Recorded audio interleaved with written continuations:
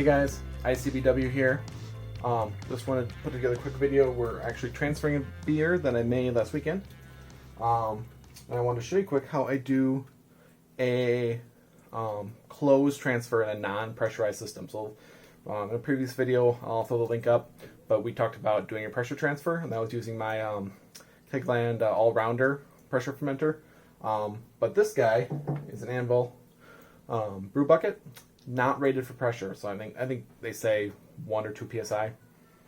I wouldn't mess around with it, right? You know, we don't want to ruin our fermenter. We don't have an accident. We don't want anyone getting hurt. So we're doing a closed transfer, no pressure. And I'm just going to walk you through how I set this up. So I'm going to quick zoom in here. Here we have our Anvil, this great little bucket fermenter. And you can see on top, this is just the typical lid, but normally you'd put a rubber stopper in here with a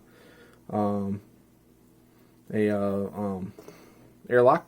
Sorry, couldn't think of it for a second.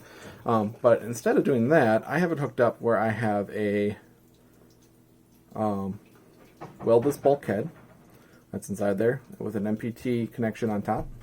And then MPT, this is, I'm going to show it quick. I'll hook it because it's actually going right now. But that is a ball lock. You can just snap your quick disconnect right on there. Great thing about this is, as long as you get it airtight there, you can, like during fermentation, run this tube into your bucket, just as a regular blow off. Or what I like to do is run this down, follow it down into our keg.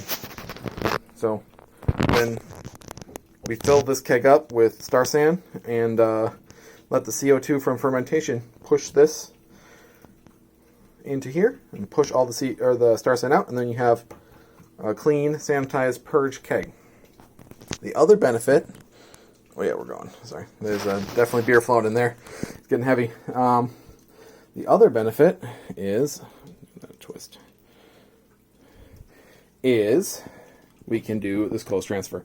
So what I have here is we have the regular. This is just a standard ball valve port on the bottom here. From our Anvil bucket fermenter into a silicone tube, and then down here, twist this, you can see. I picked this guy up at brewhardware.com. It's just a little flare nut adapter with a barb on the end. So it's just like, you know, you have your little connectors that you run your gas to when you put your gas hose on. I think those are 1/4 inch barbs. This is a 1/2 inch barb, so it works perfect with our 1/2 inch inner diameter silicone tubing. So you can run your beer, instead of having this go and just like lay in the keg with the lid open and, you know, you're letting whatever in there while it's transferring. Now it's all closed. So this is a totally closed system. Now the beauty here is, as the beer comes in, right, it goes to the bottom, it's displacing the CO2 inside. Normally you just push that up off the top when you're filling it in a non-closed system. Well, if you hook up your gas, now it gets pushed back through the line and into your fermenter. So now there's no place where oxygen can be introduced. So totally closed, no oxygen. Great way to do a simple, I mean, this bulkhead, what total cost for this setup, right? Besides, like, say you have the fermenter already, you got a keg already. Bulkhead was $10. This piece was $10, and this piece I think is like $6.